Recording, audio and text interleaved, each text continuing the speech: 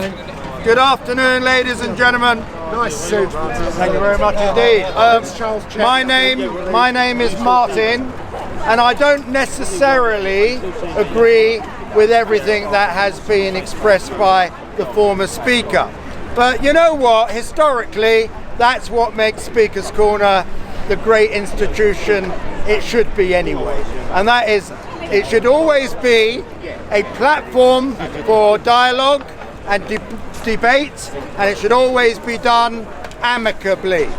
And as far as I'm aware, as far as Piers' meeting is concerned, it always has been. I do actually want to say something, Piers, which I don't think you are aware of. This man was bullied on a TV program at breakfast time by Piers Morgan. And you might not be aware of it, but my friend, his name is Konstantin Kursin. He's a Russian Jew. He's starting to become a very well-known broadcaster. He's a friend of mine. And he interviewed Piers Morgan last week. I don't know if any of you here saw the interview. And Piers is not even listening to me. But he has backtracked on his opinions about the lockdowns and the vaccine rollouts. It completely gone the other way. If there wasn't so much going on in the news, and if the media didn't have a certain narrative, that would be quite, big news, I would have thought. Really big news. So I don't know, were you aware of this? If I was, yes. Oh, you are aware of it, because I could send you... Well, now I'm more aware. I'm glad I could be of assistance. I think that people should be extremely careful about the direction they go in and the identity they reveal, because I'm of the opinion that too many of us don't actually devote enough time to comprehensively thinking about who we are and why we have the opinions we do. We're very, very influenced by people who don't necessarily have good intentions. That's my opinion anyway. I also want to make a reference to the women's movement over there. I liked it that Piers went over there to a bunch of women that would probably disagree with a lot of the content of what he was expressing. Yes. Hang on a moment. Yes, about the vaccines, definitely. Most of them have been jabbed up to the eyeballs. And, he's telling them about ULEZ. They're not interested in ULEZ. They're interested in women's rights. So you might have touched on it, but I like the way that you somehow discreetly exploited them and abused them. I like that, actually. I did not abuse them. This is not a critic. Hang on. I was invited to speak. Listen, excuse me, before you heckle me, Piers, this is not a criticism. Allow me to emphasize, it's not a criticism, it's observation, Piers. It's an observation. But where do I stand myself on those women with what they were saying? Because even though I wasn't here last week, I'm fully aware that they received considerable opposition to their opinions by apparently some transsexual people. Now, I don't know where these transsexual people, what their positions is. I would have liked to have interviewed them. I have always been a pacifist. Anyone who knows me, I've been speaking here since the age of 16. I've never ever wanted anything other than us to unite. Whatever your religion, whatever your politics, I've always wanted to see a community of people that get on with each other. That is how you build together. But unfortunately, it would appear to me that human nature is very, very far removed from this kind of agenda. Unfortunately, we see it with all the wars that go in and conflicts going on in the world. We see it in relationships. We see it with those women over there. And even though I condone a lot of what they are saying, I still, however, feel that a lot of the content is divisive. It's like, we are women and men are men. It's as though, hang on a moment, yeah, of course it's true. But it's as though that all men are bad and all men are abusive, and that is so untrue. And what I did say to one or two of those women is that, you know, a lot of men can be vulnerable as well. And I look at some of the men in the audience, look what women have done to some of these men in the audience. You can see on their faces that women have hurt them. Look at these guys. So it's not only women that can experience suffering. And of course, if you're a man, you actually see it from a man's perspective. If you're a woman, you see it from a woman's perspective. But I would like to see better communication between the sexes. Of course, I'm totally aware there's arseholes, and if I was a woman, I would totally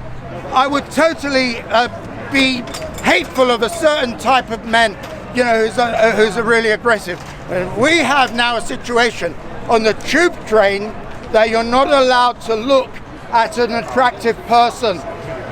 I think, what do you mean it's ridiculous? These are the unsavory men that look at women too long on the train. These people who say that it's ridiculous, right? Yeah, ladies and gentlemen. And he's got his hands in his pockets, thinking that he's on the train, fantasizing. He's on the train, looking at a woman. I don't know where this is going. Right. Move on. I'm moving on. What I'm trying to say is that women also look at men. When I was younger, I'm still a good-looking guy now, but when I was, as you can see, when I was younger, I had a lot of curly hair. I was so beautiful. Sometimes I looked in the mirror and I said, I wished I was a woman who could go out with me. That's what I thought about myself. And I would never have been a critic of a woman that looked at me. In fact, I liked to feel that I was attractive. Because, of course, if it's somebody unattractive looking at you, then maybe it feels intimidating. But if it's somebody attractive, smiling, it's probably a little bit different, isn't it? What do you think? Am I on the wrong track here? Am I being met with opposition? I'm being met with silence. Silence. Yes, silence. Yeah. Repeat. Say that silence loudly. I'm being heckled by this man. Heckled by this individual who doesn't want to listen to the other side. Right. Me and the Mayor of London. What would have happened if he'd been the Mayor of London? Yes, It'll be a revolution. Yes, it will be. Sorry, yeah. Referred to Mr. Corbyn being insulted by Piers Morgan on morning television. Yeah, he was unfortunate. Look, I hadn't finished the question. Yeah. Dr. Hilary Jones was worse than Piers Morgan. Has he, to your knowledge, also backtracked? Well, I don't know, because I'm not a regular looker of that program, because I don't like the individuals on it. Also, whatever you say about Piers Morgan, Get them mixed up. he is a very clever and manipulative, entertaining broadcaster. Whatever you say, I mean, I know he's got his fans. I know that he's got people who are against him. I'm aware of that. But you are probably right. I did listen to Dr. Hilary many, many times, and I wasn't impressed, and I felt that it was always very patronizing. And now I think we have verification by Dr. Campbell that who goes on data, not on speculation, that the agenda, the narrative, the opinions, the philosophy of all these idiots like Dr. Hilary were totally incorrect. And that's not me saying it, this is data. And we should all worship Dr. Campbell, because Dr. Campbell has very courageously brought us this data. And what I can't understand is people that have had the jab, how they are not prepared to speak up. They certainly did about the opioids, what was it, the Sackards family? Okay, help me along here. Was it the Sackards? Yeah, they certainly spoke up then.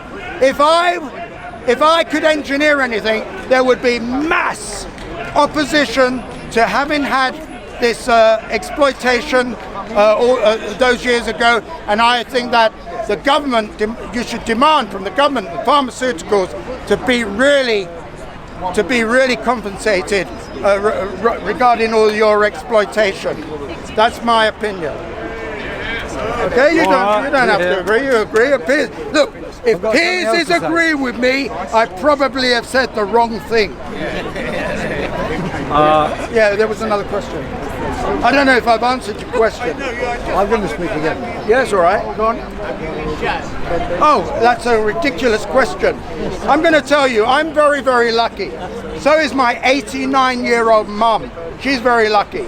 My 89-year-old mum is the only one in the care home, her care home, of 70 people or 60 people who is healthy, who is mobile. She has not been jabbed. She refused to be jabbed, and me, a responsible member of the community, I wouldn't allow her to be jabbed. And now they're trying to do it again for the over 75s. They're trying it all again. Keep an open mind and call them out. Because, you know, when you tell me that you can always confide in your governments and the pharmaceuticals and science, well, I'm telling you, there are some really evil people in the world. Would you consider a sex change? No. Would I consider sex change? No. But I didn't really talk about it. I run a cabaret club. I have transsexuals at my club. Can I speak now? What? Yes, in a minute. What I am concerned about is when you say that these transsexuals are like such, you're trying to suggest that they are representative of all transsexuals. Those women are trying to say we are representative of all women. This is not the case. You know, they're not representative of most Eastern European women who have a different ideology. You don't get women so much like that in Poland or Slovakia or Czech Republic. You don't. They have a different idea about men. They really do. There you go. Now Piers wants to talk because he feels that he's got something even more profound to say than me. Whether that's true or not, we need to get that verified. We need to see the evidence. We need to see it, ladies and gentlemen. I'm going to make way. I'm going to make way. Thank you, Martin. Evidence. Thank you, Martin. Can I borrow your steps?